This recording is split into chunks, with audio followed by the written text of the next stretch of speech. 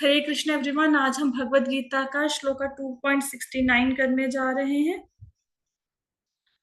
तो ये बहुत ही इंटरेस्टिंग, बहुत ही अच्छा श्लोक है। इसको आप पढ़ेंगे, इसमें से बहुत कुछ सीखने को मिलता है जीवन में।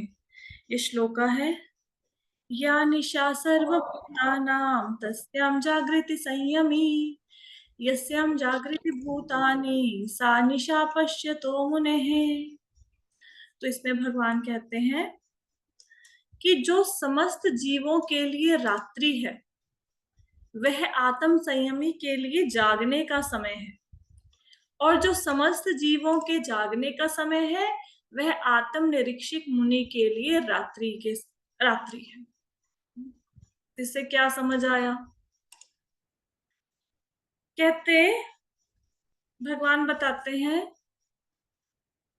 पहले इसको रात्रि और दिन को समझते हैं कि क्या बताया गया है। समस्त जीव जाग रहे हैं, आत्म संयमी सो रहा है, सब सो रहे हैं, आत्म संयमी जाग रहा है। ये क्या हो रहा है? देखो, इसको एक हम लेमैन की लैंग्वेज में समझते हैं। आपने एक चीज देखी होगी, जो लोग भक्ति के मार्ग में हैं वो क्या करते हैं? वो सुबह जल्दी उठ जाते हैं। जल्दी कितने बजे उठ जाते हैं? 3 बजे, 4 बजे, 5 बजे, है ना। फिर उठेंगे, क्या करेंगे? नहाएंगे सबसे पहले। नहा के फिर क्या करेंगे? अपना जाप करेंगे, भगवत गीता भागवतम पढ़ेंगे, फिर अपने दिन की शुरुआत करेंगे। सुबह जल्दी उठते हैं। अगर आप भौतिकवादी मनुष्यों की एग्जाम्पल लो, मटेरियलिस्टिक लोगों की, जिनको भगवान से कुछ लेना देना है नहीं है, उनका दिन कैसे चढ़ता है? पहले तो उनकी रात कब होती है? जैसे रात को क्या कर रहे हैं? अभी नेटफ्लिक्स देख रहे हैं, मूवी देख रहे हैं। तो सोते सोते पता नहीं, जो लोग वेब सीरीज देखते हैं ना, उनको इस बात का पता होगा कि जैसे एक सीरीज खत्म हुई, फिर दूसरी, फिर तीसरी, फिर पता ही नहीं लगता 2-3 सुबह के कब बज जाते हैं।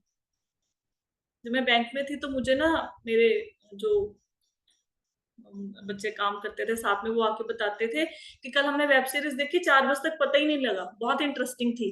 तो 3-4 बजे सोना है उन्होंने, और 3-4 बजे उनके सोने का समय है।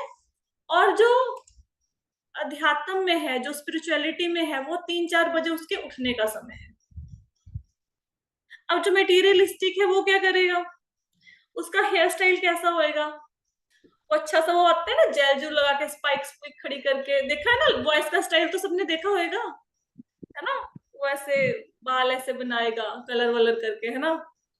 और जो अध्यात्म में है वो शिखा रखेंगे, बाल छोटे रखेंगे। तो दोनों का कोई मेल जोल लगता है आपको? एक पूरब है, एक पश्चिम है, दोनों का एक दूसरे में आपस में कोई मेल जोल नहीं है।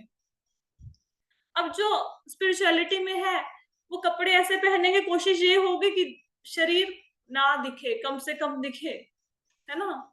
और जो मटेरियलिस्टिक है, उनको होगा कि कोई बात नहीं, शरीर दिख रहा है, कोई बात नहीं, ये फैशन है, ऐसा अच्छा लगता है ना।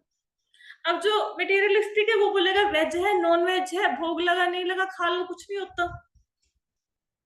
जो स्पिरिचुअलिटी में है वो क्या कहेगा? नहीं, वेजिटेरियन फूड खाना है। और थोड़ा सा और अध्यात्म में प्रगति कर गए तो बोलेंगे कि नहीं, अनियन गार्लिक भी नहीं खाना। और थोड़ा और जीवन में आगे बढ़ गए, फिर कहेंगे नहीं, भोग लगे बिना भी नहीं खाना। और बढ़ेंगे, बोलेंगे मार्केट का भी नहीं खाना। तो जैसे जैसे प्रोग्रेस करते जाएंगे।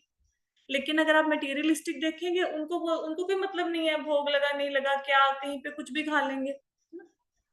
तो आपने एक चीज देखी कि ये जो दो श्रेणी है, एक जो अध्यात्म के रास्ते पर चल रहे हैं, और एक जो इनको स्पिरिचुअलिटी से कुछ लेना देना नहीं है। इनमें इतना अंतर है जितना एक दिन और रात में। दोनों में कोई समानता नहीं है। कोई एक जैसा, कोई ऐसी एक्टिविटी नहीं है जो दोनों की मिलती हो। ऐसा कहा जाता है कि हमसे ज्यादा अच्छे तो पंछी हैं। पंछी कैसे हैं? कभी आपने किसी चिड़िया को रात में उड़ते देखा है? नहीं देखा होएगा। क्यों? क्योंकि पक्षियों के सोने का टाइम है, वो टाइम पे सो जाते हैं। कभी कोई चिड़िया आप 9 बजे 10 बजे देखना आकाश में, कुछ चिड़िया, चाहे उसको खाने को मिला चाहे नहीं मिला, भोजन मिला नहीं मिला, उसके सोने का समय फिक्स है। और चिड़िया के उठने का समय भी फिक्स है। हमसे पहले उठ जाती है ना। जो कहीं थोड़ा ऐसे एरिया में रहते होंगे जहाँ पे पक्षी हो, तो उनको चिड़िया की आवाज सुनती होगी आसपास। अब जानवरों में ये देखो, खाने पीने को लेके कितना संयम है। कभी गाय को मांस खाते देखा है? नहीं देखा होगा। मतलब जानवर के लिए, जिस जानवर के लिए जो फिक्स कर दिया वो वही खाएगा। शेर कभी घास खाता है? मतलब प्रकृति ने जैसा बना दिया उन्होंने वैसा ही जीवन व्यतीत करना है। वो उसमें हस्तक्षेप करने की, इंटरफेरेंस करने की कोशिश नहीं कर रहे। कितने संयमित है, कितने वो रेगुलरिटी है पक्षियों की लाइफ में, जानवरों की लाइफ में। एक बोरी चावल की है, गिरी पड़ी है सड़क पे, एक चिड़िया आएगी, एक दाना लेके जाएगी, ज्यादा होएगा 2 दाने ले जाएगी। और एक इंसान आएगा, वो कितना लेके जाएगा बताओ? पूरी बोरी उठा लेगा मतलब। पूरी बोरी ले लेगा, है ना? तो कोई कोई संयम है कहीं पे? हमसे ज्यादा संयमित तो जानवर है ना। हमारे इंसानों में क्या है, ना सोने का समय है, ना जागने का समय है, ना खाने पीने का कोई संयम है, ना ही कोई सेंस ग्रेटिफिकेशन, कितना मुझे एक्यूमुलेट करना है, कितना अपने लिए चाहिए, उसका कोई संयम ही नहीं है। क्योंकि संयम नहीं है इसीलिए सब कष्ट पा रहे हैं। तो जो लोग तो अध्यात्म के रास्ते में है उनमें तो धीरे धीरे ये संयम आ जाएगा, लेकिन जो मेटेरियलिस्टिक है उनमें ये संयम नहीं आएगा। अब देखो, जो इंसान, ये सपोज करो कोई इस्कॉन से जुड़ा या किसी भी ऐसे धार्मिक संस्था अच्छे वाले से जुड़े हुए हैं, अब वो क्या करेंगे? सुबह उठते हैं, नहाते हैं, भजन करते हैं। तो जो बाकी लोग हैं ना, उनको पता क्या लगता है? ये पागल हो गए हैं। आप स्पेशली कोई आना शुरू करे मंदिर में, और फिर वो क्या करेगा मंदिर में? शुरू शुरू में आप, हम सब ऐसे आए थे ना जब मंदिर आना शुरू किया, तो हम क्या, हमारा क्या रूटीन था? 7-8 बजे उठना, उठते ही चाय का कप पी लो जी, उसके साथ रस खा लो, फिर उसके बाद न्यूज़पेपर देख लो, न्यूज़पेपर देख के थोड़ा इधर उधर घूम लो, फिर थोड़ा काम निपटा लो, ऑफिस वाला ऑफिस जाता है, घर वाला घर के काम करता है, फिर फ्री होके सो जाओ या दोपहर में सीरियल देख लो। यही लाइफ थी ना सबकी। तो मुझे नहीं पता, मतलब मैंने तो ऐसे ही देखा है सबकी लाइफ। ठीक है, आपका पता नहीं, हो सकता है शुरू से ऐसे रेगुलरिटी हो आपकी लाइफ में। फिर धीरे धीरे मंदिर आना शुरू किया तो क्या किया? सुबह जल्दी उठने लग गए। और सबसे मुश्किल काम जो सुबह उठ के करने का होता है, क्या? नहाना। उठते ही हम लोग भागते हैं बाथरूम की तरफ, जो अध्यात्म में होते हैं कि जल्दी से नहाओ, नहाने में टाइम वेस्ट ना हो जाए, क्योंकि ब्रह्म मुहूर्त निकला जा रहा है, माला करनी है। फिर फटाफट से माला लेके बैठ गए। फिर हमारे घर वाले देखते हैं कि ये क्या हो गया इनको, ये क्या हो गया, ये क्या बनते जा रहे हैं? फिर बोलते हैं हम भी तो भक्ति करते थे, आपके जैसे झोली माला में हाथ डाल के पूरा दिन तो नहीं घूमते होते थे। अब उनको समझ ही नहीं आ रही कि इन लोगों को क्या क्या आनंद आ रहा है, ये भगवत गीता भागवत पढ़ने में और ये माला करने में क्या आनंद आ रहा है। आप उनको अपना आनंद बयान नहीं कर सकते, और वो भी आपको बयान नहीं कर सकते कि सुबह 9 बजे उठने में कितना आनंद आ रहा है। ना आप उनका आनंद महसूस कर सकते हो, ना वो आपका आनंद महसूस कर सकते हैं। तो दोनों के रास्ते ही अलग अलग है ना? तो यही मतलब है इसका लिटरल मीनिंग, अगर देखा जाए इन शब्दों का, कि ये दो टाइप की कैटेगरी है। एक भगवान की प्राप्ति के रास्ते पर चले हुए हैं, एक दीन दुनिया के भोगों के लिए लगे हुए हैं। तो जो एक्टिविटीज है मेटीरियलिस्टिक लोगों की, सेंस ग्रेटिफिकेशन की एक्टिविटीज है, और जो अध्यात्म में लगे हुए हैं, उन दोनों का कोई मेल जोल नहीं है। दोनों की एक्टिविटीज एक दूसरे से इतनी ज्यादा ऑपोजिट है जितनी एक रात और दिन में डिफरेंस होता है। क्लियर हो गया? श्लोका समझ में आ गया? हाँ जी मतलब। तो जिस समय भगवान की प्राप्ति का होता है, जिस समय अध्यात्म का, आत्मा के ऊपर काम करने की जरूरत होती है, उस समय मटेरियलिस्टिक लोग सोए रहते हैं। और कई बार पूरी जिंदगी सोए रहते हैं अगर उनको कोई भक्त ना मिले। अगर हमारे जीवन में कोई भक्त ना आया होता, हमें किसी ने जगाया ना होता, चलो चलो वहां पे भगवत गीता की क्लास चल रही है, आप सुनो, हमने बड़ा मना किया होगा, क्या है मेरी कोई उम्र है भगवत गीता सुनने की? मैंने क्या सुनना है भगवत गीता सुन के, क्या लेना है? अरे भगवत गीता तो श्राद्धों में पढ़ी जाती है, सारा दिन कौन भगवत गीता पढ़ता है? कोई आपको लेके आया, कोई तो लेके आया होगा ना। तो उसने एक बार भगवान की कथा का रस आपको चखा दिया, ठीक है? अब आप छोड़ना ही नहीं चाहते, नहीं छोड़ पा रहे हैं ना। तो जब तक कोई भक्त नहीं आएगा, हम सबके जीवन में कोई ना कोई भक्त आए, उन्होंने हमें जगाया और फिर हम लोग जागे, नहीं तो हमारी भी तो जिंदगी वैसी चल रही थी जैसे मटेरियलिस्टिक लोगों की चल रही है। तो दोनों की सेंस ग्रेटिफिकेशन की एक्टिविटीज में जो लगे हुए हैं और जो भगवान के भक्ति के मार्ग पर लगे हुए हैं, उनकी एक्टिविटीज एक दूसरे से मिलती नहीं है। यही श्लोक का मतलब है। वो कोशिश करते हैं आत्मा के विषय। अच्छा, आप लोगों को पता है आत्मा क्या है? अच्छा, आत्मा का साइज क्या है बताओ, क्या साइज है आत्मा का? मैम बाल के हाँ, कॉर्नर का बाल के आखिर भाग का 10,000वां भाग। तो देखो, एक को पूछा 10 हाथ खड़े हो गए ना। अच्छा, गली में किसी से पूछ के देखो आत्मा का साइज क्या है, किसी से पूछो जरा, पड़ोसन से, किसी को पता है? किसी को नहीं पता। किसी से पूछो तुम शरीर नहीं तुम आत्मा हो, बोलेगा ये क्या बात कर रहे हो। किसी से बोलो सेंस ग्रेटिफिकेशन, इंद्रिय तृप्ति, वो बोलेगा ये कौन सा शब्द है, मैंने तो आज तक सुना नहीं, बुक्स में कहीं पे पढ़ाया तो है नहीं, है ना। हमने शब्द ही नहीं सुने। वो तो प्रभुपाद जी की बड़ी कृपा है हमारे ऊपर, जो उन्होंने हमारे जीवन में इन शब्दों को लेके आए। हमें तो शब्दों के मतलब नहीं पता थे। अरे कोई झूठ बोलना तभी छोड़ेगा ना अगर उसको पता हो झूठ का मतलब क्या होता है। जिसको झूठ का मतलब नहीं पता वो झूठ बोलना छोड़ेगा कैसे? जिसको इंद्रिय तृप्ति का मतलब ही नहीं पता, सेंस ग्रेटिफिकेशन क्या होता है, वो सेंस ग्रेटिफिकेशन छोड़ेगा कैसे? नहीं छोड़ सकता ना। ये प्रभुपाद जी की कृपा है कि उन्होंने हमें समझाया और हम समझ पाए इस चीज को।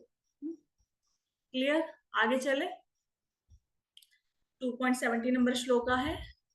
अपूर्यमानम् अचलम् प्रतिष्ठम् समुद्रमापः प्रविशन्ति यद्वत् तद्वात् तामायं प्रविशन्ति सर्वे स शान्तिमाप्नोति न कामकामी। इसमें भगवान कहते हैं जो पुरुष समुद्र में निरंतर प्रवेश करती रहने वाली नदियों के समान इच्छाओं के निरंतर प्रवाह से विचलित नहीं होता और जो सदैव स्थिर रहता है वो शांति को प्राप्त कर सकता है, वह नहीं जो ऐसी इच्छाओं को तुष्ट करने की चेष्टा करता है। तो भगवान ने यहाँ पे एक और बहुत सुंदर एग्जाम्पल दिया है नेचर से। फिर से भगवान ने एग्जाम्पल दिया है, समुद्र की एग्जाम्पल दे रहे हैं। समुद्र आपने देखा होगा, समुद्र के अंदर कितनी सारी नदियों का जल मिलता है, कितनी सारी नदियां आके उसमें मिलती हैं, लेकिन समुद्र अपनी मर्यादा नहीं छोड़ता। समुद्र कभी भी घरों को शहरों को डुबोता नहीं है, अपार्ट फ्रॉम एक्सेप्शंस की कोई सुनामी आ गया। वृक्ष अपनी मर्यादा में रहते हैं। वृक्ष देखो, वृक्षों की हाइट इतनी होती है कि वो आसमान को नहीं छूते, उनको पता है हमारी मर्यादा इतनी है, हमने इतनी ऊंचाई तक आगे बढ़ना है। तो ये जो इच्छाएं हैं, ये तो जैसे समुन्द्र के अंदर अनेकानेक नदियां आती हैं, समुन्द्र अपनी मर्यादा नहीं छोड़ता, नगरों को नहीं डुबोता, गांवों को नहीं डुबोता, इसी प्रकार इच्छाएं नदियों की भांति हमारे पास आएंगी। नदियों की भांति इच्छाओं का कोई अंत है? कोई भी अंत नहीं है। अगर आपको बोला जाए कि भगवान आपके सामने खड़े हैं, आप उससे क्या मांगोगे, हम 10 चीजें गिना देंगे। ये अलग बात है कि भक्ति में आए प्रेम, भगवान से प्रेम हुआ, तो आज हम एक आंसर दे सकते हैं कि भक्ति मांगेंगे, बट ये रियलिटी नहीं है। ये खोखले आंसर्स हैं, ये सिर्फ एक ना शुगर कोटेड आंसर्स है, रियलिटी नहीं है। आप ना कभी एक चीज देखना, अगर कोई आपको बोले कि एक मंदिर का निर्माण हो रहा है, आप उसके लिए दान दें। जैसे इस्कॉन टेम्पल में लुधियाना में गौशाला का निर्माण हो रहा है, तो उसके लिए 1100 रुपए की 1 गज भूमि है। आप किसी से मांगते हो ना, जो लोग ये काम करते हैं सेवा का, कि जो वहां पे लोगों को डोनेशन देने के लिए प्रेरित करते हैं, कभी उनका एक्सपीरियंस पूछना। अच्छे अच्छे लोग आएंगे सूट बूट पहन के, बढ़िया घड़ी गाड़ी सब, उनको बोलो कि भाई ये गौशाला, सब उनके मन में क्या है, गौ कौन है, हमारी माता है। बड़े बड़े संघ की स्थापना हो जाएगी, गौ वध को रोकेंगे, ये करेंगे वो करेंगे, गौ हमारी माँ है। लेकिन बोलो जी ये थोड़ा डोनेशन देंगे गौशाला के लिए, क्या कहेंगे? एक कॉमन आंसर, किसी को कभी यहाँ पे बहुत सारे भक्त सेवा करते हैं, क्या कॉमन आंसर मिलता है जो सेवा करते हैं, बताओ? बहुत ही कॉमन सा आंसर है। मैम वो कह रहे हैं नंबर लिख लो फिर करवा देंगे। हाँ, एक एक और बात वो कहते हैं देखते हैं सोचते हैं, सोचते हैं। हाँ हाँ घर जाके वो कहेंगे करेंगे जी। सोचते हैं। हाँ, एक ये बोलते हैं ना कि ये आपकी स्लिप मैंने ले ली है, मैं घर जाके गूगल पे करूंगा, ऐसा किसी ने बोला आपको? जी माता जी। है ना, बहुत सारे लोग, मैंने आपकी स्लिप ले ली है, बस मैं घर जाके करूंगा, है ना। उन लोगों को ये पूछो कि जब तुम रेस्टोरेंट में जाके बर्गर खाते हो, उनको बोलते हो कि तेरा बर्गर मैंने खा लिया, तेरे को पैसे मैं घर जाके दूंगा, गूगल पे तो है लेकिन घर जाके करूंगा, ऐसा करते हैं? नहीं करते। या वैसे गौ हमारी माँ है, कहने को गौ माता है, लेकिन हम पैसा नहीं देंगे गौ माता के लिए। क्या है। और अपनी इच्छाओं की पूर्ति के लिए स्टारबक्स पे जाके कॉफी पी आएंगे, 600 रुपए की, फील नहीं होएगा। वेटर को टिप दे देंगे 100 रुपए का, फील नहीं होगा। क्यों? क्योंकि अपनी इच्छाओं की पूर्ति करनी है, इसलिए कोई भान ही नहीं है कि भाई भगवान की भी कोई मर्जी है, भगवान की भी इच्छा है। भगवान को तो सुरभि गाय अच्छी लगती है। अच्छा मेरे को एक बात बताओ, सबने कहाँ जाना है? मृत्यु के बाद सब कहाँ जाएंगे बताओ? कहाँ जाएंगे सब? कहाँ जाना चाहते हैं? जाएंगे तो पता नहीं कहाँ। कहाँ जाना चाहते हैं? गोलोक। भगवान को गोलोक वृंदावन। गोलोक वृंदावन जाना है ना? अरे भाई गोलोक गोलोक वृंदावन जाना है सबने, तो गोलोक वृंदावन में भगवान वहां पे कोई फैक्ट्रियां थोड़ी ना लगा के बैठे हैं। स्पेयर पार्ट्स की फैक्ट्री है भगवान की, साइकिल मैन्युफैक्चरिंग की फैक्ट्री है, या होजरी की फैक्ट्री थोड़ी ना लगा के बैठे हैं भगवान। तो भगवान आपको क्या सेवा देंगे? जो भगवान खुद कर रहे हैं वही सेवा तो हमें मिलेगी ना। भगवान क्या कर रहे हैं ऊपर? ऊपर गोलोक वृंदावन में भगवान क्या काम कर रहे हैं बताओ? गाय की सेवा। गैया की सेवा। और हमें गोबर से है ना, वो गाय की सेवा करे। हम कहते हैं हमें तो गोबर से स्मेल लगती है, हम तो नहीं जाएंगे। अरे भाई जहां पे जाना है वहां के लिए तैयारी तो कर लो थोड़ा। गौशाला, अरे भी गोबर नहीं उठाने को बोल रहे, कम से कम गौशाला में तो सेवा करो, कुछ तो करो। फिर ऊपर जाके क्या काम करोगे? क्या बोलोगे? मुझे कंप्यूटर अच्छा चलाना आता है, तो भगवान बोलेंगे मैं क्या करूं इसका? हम कहीं जाते हैं वहां उसके अकॉर्डिंग तैयारी करते हैं कि नहीं करते? अगर शिमला जाना है तो शिमला के अकॉर्डिंग आप गर्म कपड़े सब कुछ पैक करते हो ना। अब किसी को अंतरिक्ष में जाना है तो सबसे पहले उसकी ट्रेनिंग होती है कि वहां पे ग्रेविटी नहीं है, तो बिना ग्रेविटी पे आपने कैसे वहां पे घूमना, उसको ट्रेनिंग दी जाती है, फिर वहां पे लेके जाया जाता है। तो हमने भगवान के धाम में जाना है, थोड़ा सा तो सेवा की आदत डालो। और ये ना बहुत अच्छी सेवा है। जो भी भक्त ये सेवा कर रहे हैं ना, गौशाला में डोनेशन के लिए लोगों से पैसा मांगने की, ये इतनी अच्छी सेवा, इससे ऊपर कोई सेवा हो नहीं सकती। क्योंकि वहां पे आपके अहंकार का अंत होता है। मतलब वो जब आपको 20 लोग आपके मुंह पे, अच्छे अच्छे लोग मना करके जाते हैं ना, तब बंदे का अहंकार टूटता है। और फिर जब एक भक्त मानता है कि हाँ मैं डोनेशन करूंगा, फिर देखो कैसी खुशी होती है, जैसे 1 करोड़ की लॉटरी निकल आई, कैसे भाग भाग के जाते हैं ना, है ना? यही यही आनंद, यही। और ये जो संसारिक पदार्थ है उसमें ये आनंद नहीं मिलेगा, उसमें नहीं मिल सकता। इच्छाएं बहुत हैं, इच्छाएं नहीं खत्म की जा सकती। हमें उन इच्छाओं के प्रवाह को रोकना आना चाहिए। एक इच्छा पूरी करी, पहले बचपन में सोच रहे थे, क्या माँ बाप ने सिखाया? 10वीं कर लो, फिर जिंदगी में आराम ही आराम है, बस 10th में अच्छे नंबर ले आओ। अच्छा जी ले आए।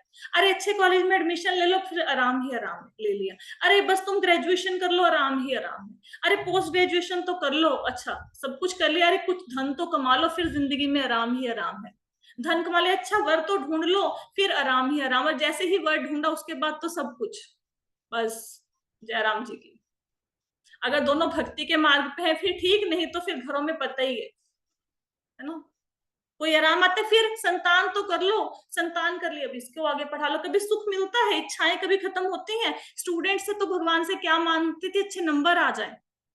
बड़े हो गए तो गर्लफ्रेंड मांगी, बॉयफ्रेंड मांग लिया किसी ने, आजकल के बच्चे तो यही मांगेंगे। फिर नौकरी मांग ली, फिर अच्छा वर मांग लिया, फिर अच्छी संतान मांग ली। इच्छाएं रूप बदल बदल के आ रही हैं, इच्छाएं खत्म नहीं हो रही, और इच्छाएं ऐसे ही चलती रहेंगी।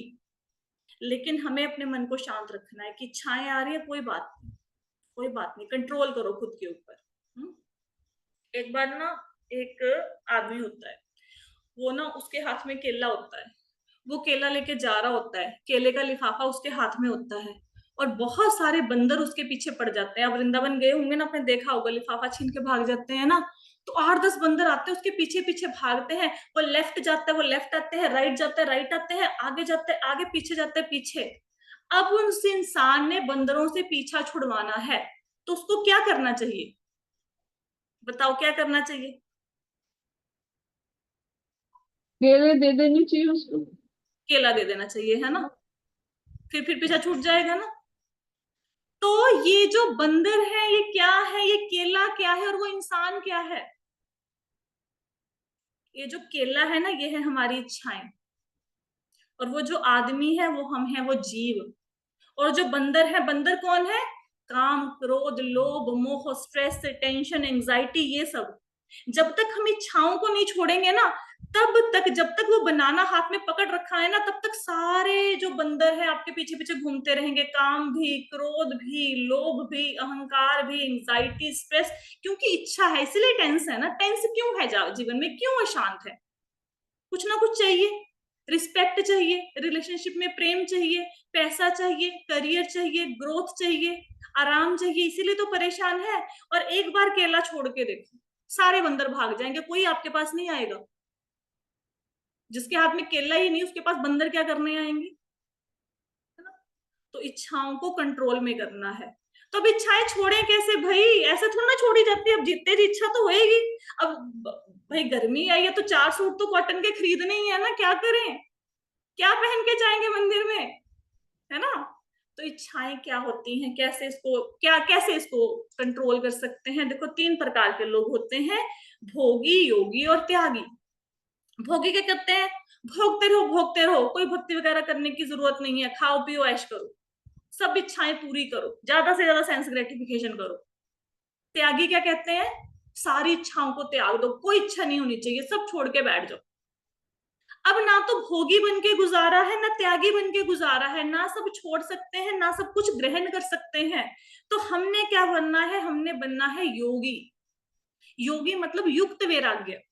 युक्त वैराग्य क्या है? मतलब इच्छाएं वही रखो लेकिन भगवान से जोड़ दो। अब मन करता है अच्छा खाने का, खा लो, दिन में 2 बार खा लो, 4 बार खा लो, लेकिन भोग लगा के खा लो। अब मन करता है धन कमाए, बहुत सा पैसा हो, कमा लो, जितना मर्जी कमा लो, थोड़ा सा डोनेशन में भी दे दो। देखो 4 आश्रम होते हैं ना, ब्रह्मचर्य, गृहस्थ, वानप्रस्थ और सन्यास। अब ना तो देखो ब्रह्मचर्य कमाएगा, ना वानप्रस्थ ही कमाएगा, ना सन्यासी। इन तीनों की रिस्पॉन्सिबिलिटी गृहस्थी के ऊपर होती है, और गृहस्थी बोले मैं भी दान नहीं करूंगा, ये तीनों फिर कहाँ जाएंगे? खैर उनका पालन पोषण भगवान करते हैं, वो हमारे उसमें नहीं है, लेकिन हमारा कर्तव्य है, हम गृहस्थियों का कर्तव्य है सबका ख्याल रखना। तो कमा लो, जितना मर्जी धन कमा लो, लेकिन ये जरूर सोचो कि भगवान की सेवा में देना है। कहीं पे मंदिर बन रहा है, आप जिस घर में रहते हैं उसकी वैल्यू कम से कम 50 लाख, 1 करोड़, 1.5 करोड़ होगी। आज कलयुग का जमाना है, इससे कम में घर नहीं बनता। ठीक है, तो ये सोचो मैं 1 करोड़ के घर में रह रहा हूँ, ये 1 करोड़ का घर मुझे भगवान ने दिया, क्या उस मंदिर को बनाने के लिए मैं 1 लाख रुपया नहीं दे सकता, 50,000 नहीं दे सकता? कितने बड़े लोभी हैं हम। भगवान ने, देखो सपोज मैंने शिवानी माता जी को दिया 1 लाख रुपया, मैं शिवानी माता जी से मांगने आई कि माता जी मैंने आपको 1 लाख रुपया दिया था, आप दे दो। माता जी ने पता क्या कहा? ये लो 10 रुपए। अच्छी बात है ये, मैंने 1 लाख दिया था, वो 10 रुपए दे मुझे? नहीं ना। तो हम यही तो पकड़ा रहे हैं। मैं रहूंगा 1.5 करोड़ के घर में, भगवान का मंदिर बन रहा है, काट दो 1100 रुपए की पर्ची। और आपको बताऊं, दान देने से धन में वृद्धि होती है, धन में कमी नहीं आती। जो बंदा डोनेशन देता है, जो दान देता है, उसके घर में कभी किसी बात की कमी नहीं आएगी, कभी नहीं आएगी। और आप एक बात और सोचिए, जिस धन को ले लेके हम इतना परेशान हो रहे हैं, इतना पगलाए जा रहे हैं, आपके अकाउंट में 2 करोड़ रुपया लेके आप छोड़ के मर गए, ठीक है, आपको लगता है आपके बच्चे उस 2 करोड़ रुपए में से 20,000 रुपए का दान करेंगे आपके नाम पे? हम तीर्थ यात्रा में जाते हैं ना सब लोग, हम अपने लिए वहां से घाघरा चोली खरीदेंगे, वहां से झुमके खरीदेंगे, सब कुछ खरीदेंगे।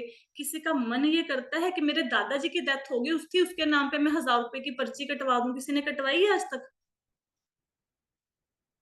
तो हम, जब हमारी जनरेशन अपने दादा का नहीं सोच रही, तो आपको क्या लगता है आप 2 करोड़ खाते में छोड़ के मरे, और वो जो हमारे पोते होंगे, पोतियां होंगे, वो हमारे लिए दान करेंगे? कहाँ करेंगे? गर्लफ्रेंड को लेके उसके ऊपर उड़ाएंगे, वो बॉयफ्रेंड को लेके उसके ऊपर उड़ाएंगे। जमाना ही ऐसा आ रहा है कलयुग का। अपने हाथ से करके जाओ, अपने हाथ से, भरोसा नहीं है। अपने हाथ से करो। दान मतलब दान देने में ना ऐसे दो, दिल खोल के दान दो, और दान देने के बाद आपकी आंखें नीची होनी चाहिए, नीची। आंख उठा के मत देखना। क्यों? क्योंकि भगवान, मैं 1 करोड़ के घर में रहता हूं, और देखो मेरी औकात, मैंने सिर्फ आपको 11,000 दिए। आंखें नीची करो कि मैं इतना बड़ा लालची, मैंने 1.5 करोड़ का घर अपने लिए और तुम्हारे लिए सिर्फ 11,000। भगवान क्या करूं?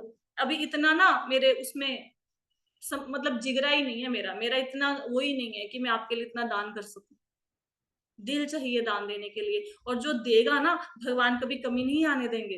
अरे आप भगवान का मंदिर निर्माण में हेल्प करोगे, आप अन्नदान करोगे, भगवान के प्रसादम में हेल्प करोगे, प्रसादम सब खाएंगे, भगवान के वस्त्र की सेवा करेंगे, फूल माला की सेवा करेंगे, कहीं पे कोई दान करेंगे। भगवान, आज आपने भगवान को वस्त्र दिया, कल भगवान आपको बिना कपड़ों के घुमाएंगे, कैसे हो सकता है? आज आपने भगवान के मंदिर में आपने अन्न में दान किया, कल आपको भगवान भूखा मारेंगे, कैसे हो सकता है? भगवान तो उनको भी देते हैं जो मर्डर करते हैं, वो भी भूखे नहीं सोते, जो इतने ड्रग्स लेते हैं वो भी भूखे नहीं सोते, क्रिमिनल्स भी भूखे नहीं सोते। जब भगवान उनको दे सकते हैं, आपको क्यों नहीं देंगे? दिल खोल के दान करो, कैपेसिटी से ज्यादा करो, करके देखना, भगवान नहीं रखेंगे, पक्का नहीं रखेंगे। मेरा मेरा पर्सनल ये, मैं आपको ना स्टैम्प पेपर पे ये बात लिख के दे सकती हूँ, जो दान करते हैं उनके यहाँ पे धन में कमी नहीं आती। एक और बात, आपकी अलमारी में बहुत सारे कपड़े पड़े हैं, गर्मियों में आप शॉपिंग करते हो, 1 सूट 2 सूट 3 सूट, कभी किसी ने ये बोला है इस समर सीजन में कपड़े नहीं लेने क्योंकि अलमारी में बहुत कपड़े पड़े हैं, क्योंकि पहले से सूट ले लिए इसलिए और नहीं लेना? या फिर आप एक सूट लेने गए थे, कई बार ऐसा होता है ना, 2-3 इकट्ठे खरीद लेते हैं, जरूरत एक की थी, ऐसा करते हैं ना हम लोग। ऐसा माताएं ये मत समझिए कि उनके ऊपर कोई ऐसे मैं कमेंट कर रही हूँ, ऐसा नहीं है, मैं खुद मतलब फीमेल हूं, बट मैं क्या बता रही हूँ कि जब हमने एक सूट ले लिया, उसके बाद हमारी इच्छा होती है दूसरा तीसरा चौथा मिल जाए, हमारी अलमारी में इतने कपड़े हैं, तो जब हमने एक बार दान कर दिया, हम कैसे कह सकते हैं कि दिया तो था गौशाला के लिए दान, फिर से क्यों करें? अरे अगर है, देखो हमारे लिए ना, कुछ लोग कमाते होंगे यहाँ पे, कुछ नहीं कमाते, जो कमाते हैं उनको तो चाहिए कि अपने इनकम का कुछ ना कुछ दान करे, जो नहीं कमाते, जो गृहस्थी हैं, जो हाउस वाइफ हैं, हस्बैंड कुछ तो देते होंगे, कुछ तो जेब खर्च, कुछ बजट देते होंगे ना, ज्यादा नहीं दे सकते, कम से कम कुछ तो निकालिए, कुछ निकालिए। आप सोचो, मैंने घर का बजट इस बार ऐसे मैनेज करके दिखा देना है कि मैं 500 रुपया भगवान के लिए निकालूंगी। कोशिश कीजिए देने से धन का। हो सकता है आपके हस्बैंड डोनेशन ना देते हो, तो आप कीजिए ना, आपको जो पैसे दिए हैं। तो अपनी इच्छाओं को भगवान की इच्छा से जोड़ दो। भगवान चाहते हैं गौओं की रक्षा करो, तो उसके लिए फिर धन की, लक्ष्मी की भी तो आवश्यकता है ना, तो दो। खा लो अच्छा, लेकिन भगवान को भोग लगा के खा लो। पहन लो अच्छा, लेकिन लड्डू गोपाल जी के लिए भी तो 4 ड्रेसेस ले आइए ना। तो अपनी इच्छाओं को भगवान की इच्छाओं से जोड़ना है। साधनों की, ऐसा नहीं है कि साधनों को छोड़ दो, इच्छाओं को छोड़ दो, इच्छाओं को भगवान की इच्छाओं से जोड़ दो। ठीक है, क्लियर हुआ श्लोक का? आगे चले। जी माता। नेक्स्ट श्लोक का है, विहाय कामन्य सर्वान्, विहाय कामन्य सर्वान् पुमाश्चरति निःस्पृहा निर्ममो निरहंकारः शान्तिमधिगच्छति। तो यहाँ पे क्या कहते हैं, जिस व्यक्ति ने इंद्रिय तृप्ति की समस्त इच्छाओं का परित्याग कर दिया है, जो इच्छाओं से रहित रहता है और जिसने सारी ममता त्याग दी है तथा अहंकार से रहित है, वही वास्तविक शांति प्राप्त कर सकता है। भगवान ने 3 चीजें बताई हैं, 3 चीजें करनी है। क्या करना है? सबसे पहले यहाँ पे शब्द आया है निस्पृह।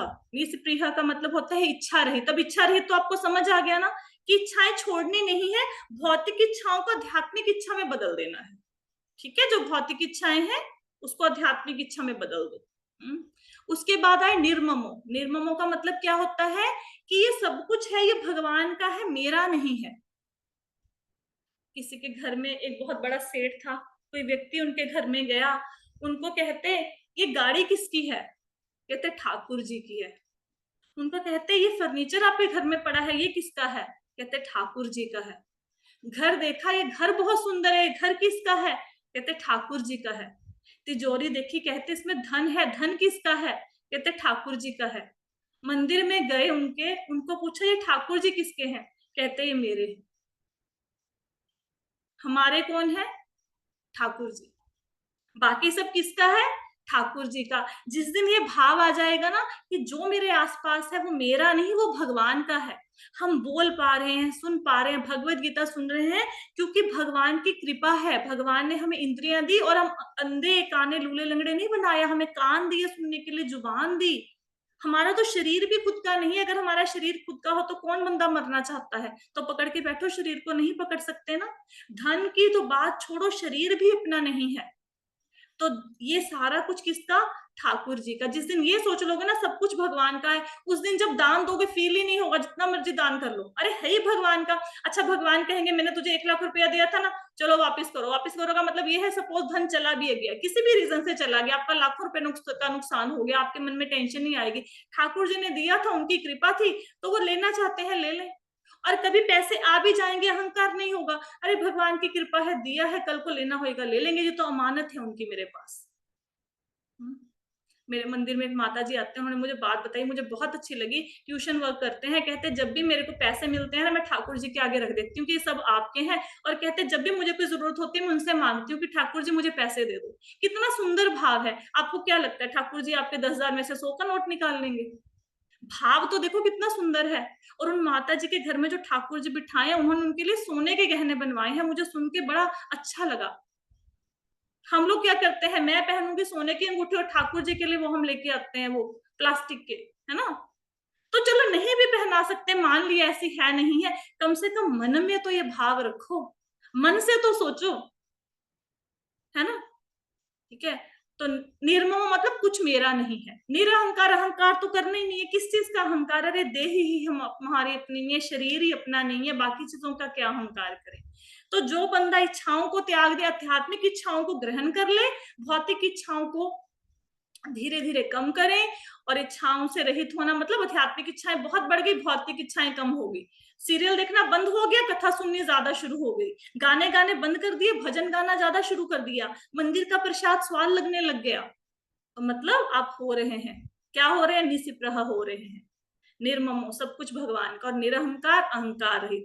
जो इन 3 बातों को जीवन में धारण कर लेता है उसको शांति मिलती है। भगवान क्या कहते? भगवान कहते मैं सामने तो खड़ा हूं, तू आ जा मेरे पास। लेकिन हम आ क्यों नहीं पाते? ये देखो, कहते मैं सामने तो खड़ा हूं, कहते भगवान आऊं कैसे? समझ आ गई? ये जो फोटो है सेल्फ एक्सप्लेनेटरी है ना, कि आऊं कैसे? ये गठरी जो साथ में बांध रखी है ये अब तक आनी है, भगवान बिल्कुल पास में खड़े हैं, हमसे गेट ही नहीं क्रॉस हो रहा। जो गठरी इतनी बड़ी लाद ली है ना, इच्छाएं, एंगर, ग्रीड, एनवी, भगवान बिल्कुल पास में खड़े और गेट ही नहीं क्रॉस कर पा रहे। एक बार गठड़ी छोड़ दो, भगवान सामने, भाग के मिल लो भगवान से। क्लियर श्लोक आगे पे चले। चलो लास्ट श्लोक ऑफ दिस चैप्टर 2.72। एषा ब्राह्मी स्थिति पार्थ नैनम प्राप्य विमुह्यति स्थित्वास्यम अंत काले ब्रह्म निर्वाणम रिच्छति। इसमें कहते हैं यह आध्यात्मिक तथा ईश्वरीय जीवन का पथ है जिसे प्राप्त करके मनुष्य मोहित नहीं होता। यदि कोई जीवन के अंतिम समय में भी इस तरह स्थित हो तो वह भगवत धाम को प्राप्त हो जाता है। तो भगवान कहते चाहे कोई जीवन में अपने अंतिम समय में भी मेरी शरण ग्रहण कर ले, वो मेरे धाम को चला जाएगा। ब्राह्मी स्थिति, ब्राह्मी का मतलब ये नहीं है जो ब्रह्म निर्वाण हम कहते हैं, ज्योति में ज्योत मिल जाएगा, वो ब्रह्म निर्वाण नहीं है। ब्रह्म निर्वाण का मतलब क्या है? एक तो हम समझते हैं मुक्ति का मतलब होता है मृत्यु के बाद मुक्ति मिलेगी, नहीं नहीं, जीते जी मुक्त होना है। जीते जी मुक्त कैसे होंगे? जब हमारा मन ठाकुर जी में सारा दिन लगा हुआ है, तो फिर क्या फर्क पड़ता है बड़ा घर छोटा घर, स्वर्ग नर्क, धूप छांव, क्या फर्क पड़ता है? मन तो भगवान के अंदर रमा हुआ है। तो ब्राह्मी स्थिति मतलब जीते जी मुक्त होना है, जीते जी भगवान की तरफ मन लगाना है। तो अगर किसी को अंत समय में भी भगवान कहते, अंत समय में भी कोई कृष्ण भावना भावित हो गया, कोई कृष्णा कॉन्शियसनेस में आ गया, भगवान की शरण में आ गया, उसको भगवान का धाम प्राप्त हो जाएगा। कोई एग्जाम्पल है? आप बोलोगे माता जी इतनी बड़ी बड़ी बातें, कोई एग्जाम्पल है ना? किसकी एग्जाम्पल? देखो परीक्षित महाराज की। कितने दिन बचे थे उनको? श्राप मिला था 7 दिन में मृत्यु हो जाएगी। सब लोग सुनो, जिन लोगों के ऊपर बुढ़ापा छाया हुआ है, जिनको लग रहा है मैं ज्यादा दिनों का मेहमान नहीं हूं, 1 साल 2 साल 5 साल बचे हैं, परीक्षित महाराज ने यही प्रश्न पूछा था कि जो मरने वाला व्यक्ति हो उसको क्या करना चाहिए? तो सुखदेव गोस्वामी ने कहा श्रवण, अपने जीवन को श्रवण में लगा दो।